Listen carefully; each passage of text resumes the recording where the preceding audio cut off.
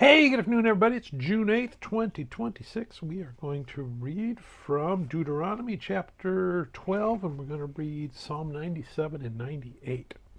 All right, so what's happening in Deuteronomy? Well, Moses has been preparing this generation of Israelites to go into the promised land. He's been going over their history and over the laws and the rules that they were given while they were wandering. He's kind of switching over now to, okay, what's going to happen when you get there? And in this particular case, he's saying, hey, when you get there, these people that you're supposed to dispossess of their land, it's because they're idolatrous. They worship idols. And what I don't want you to do, God says, is to take over their idols.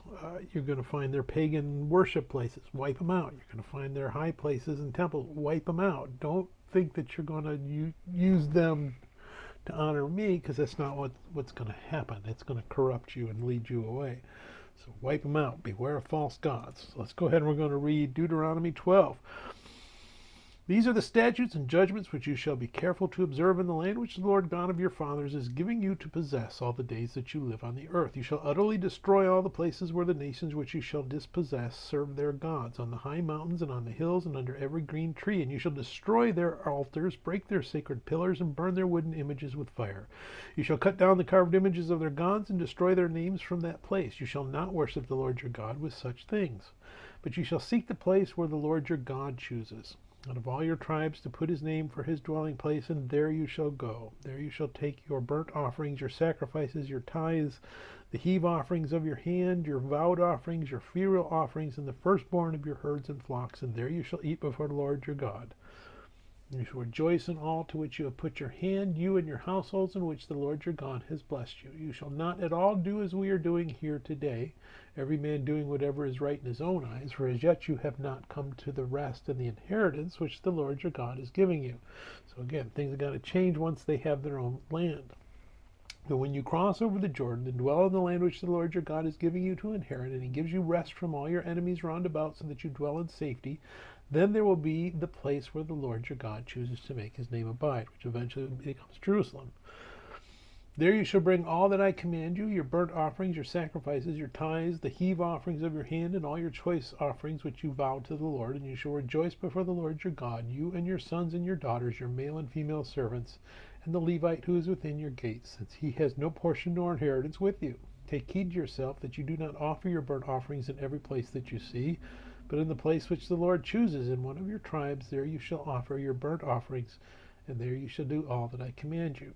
However, you may slaughter and eat meat within all your gates, whatever your heart desires, according to the blessing of the Lord your God, which he has given you. The unclean and the clean may eat of it, of the gazelle and the deer alike. Only you shall not eat the blood. You shall pour it on the earth like water. You may not eat within your gates the tithe of your grain, or your new wine, or your oil, of the firstborn of your herd or your flock, of any of your offerings which you vow, of your freewill offerings, or of the heave offering of your hand. But you must eat them before the Lord your God, in the place which the Lord your God chooses. You and your son and your daughter, your male servant and your female servant, and the Levite who is within your gates.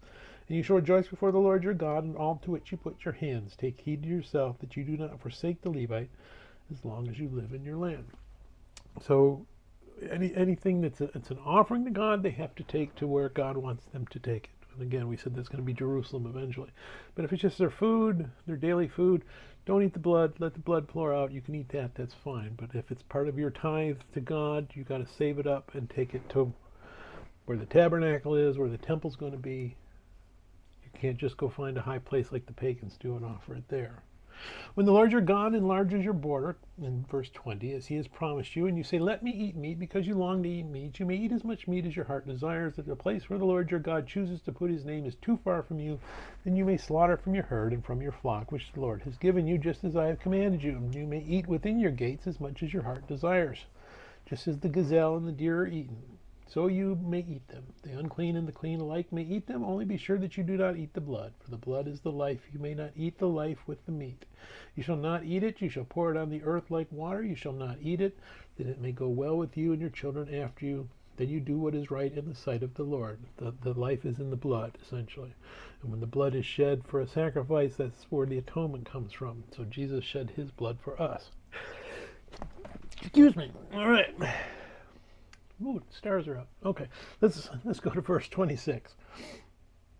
Only holy things which you have and your vowed offerings you shall take and go to the place which the Lord chooses, and you shall offer your burnt offerings, the meat and the blood on the altar of the Lord your God, and the blood of your sacrifices shall be poured out on the altar of the Lord your God, and you shall eat the meat. Observe and obey all these words which I command you, that it may go well with you and your children after you forever, when you do what is good and right in the sight of the Lord your God. When the Lord your God cuts off from before you the nations which you go to dispossess, and you displace them and dwell in their land, take heed to yourself that you are not ensnared to follow them, after they are destroyed from before you, and that you do not inquire after their gods, saying, how did these nations serve their gods?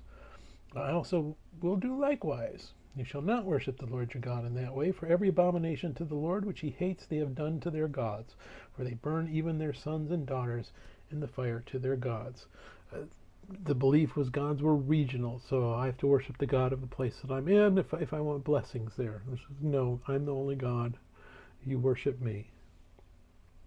If you're wiping these people out, their gods didn't protect them, don't worship their gods. Their gods are worthless. Verse 32, whatever I command you, be careful to observe it. You shall not add to it or take away from it. Let's move over to Psalm 97. Is it 97? I think it is.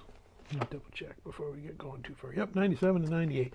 97 is a song of praise to the sovereign Lord. So again, continuing with this praising God and worshiping his name and all the things that he does, and recognizing his majesty and his sovereign rights over all of creation. The Lord reigns, let the earth rejoice, let the multitude of isles be glad. Clouds and darkness surround him, righteousness and justice are the foundation of his throne. Fire goes before him and burns up his enemies round about. His lightnings light the world. The earth sees and trembles, the mountains melt like wax at the presence of the Lord, at the presence of the Lord of the whole earth. The heavens declare his righteousness, and all the peoples see his glory. Let all be put to shame who serve carved images, who boast of idols. Worship him, all you gods. Zion hears and is glad, and the daughters of Judah rejoice because of your judgments, O Lord. For you, Lord, are most high above the earth. You are exalted far above all gods. So this is poetic language. So it's referring to other gods, even though the other gods are false, to highlight that we believe in the one true God.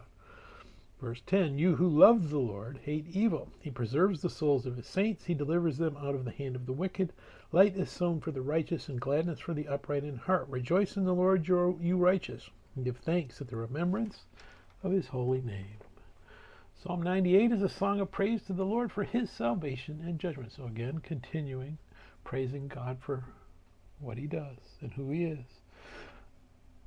Oh, sing to the Lord a new song, for he has done marvelous things. His right hand and his holy arm have gained him the victory. The Lord has made known his salvation. His righteousness he has revealed in the sight of the nations. He has remembered his mercy and his faithfulness to the house of Israel. All the ends of the earth have seen the salvation of our God. Shout joyfully to the Lord, all the earth. Break forth in song, rejoice, and sing praises. Sing to the Lord with the harp and the sound of a psalm, with trumpets and the sound of a horn. Shout joyfully before the Lord the King. Let the sea roar in all its fullness, the world and those who dwell in it. Let the rivers clap their hands. Let the hills be joyful together before the Lord. For he is coming to judge the earth with righteousness. He shall judge the world and the peoples with equity. May God bless the reading of his word, and may God bless you. Bye.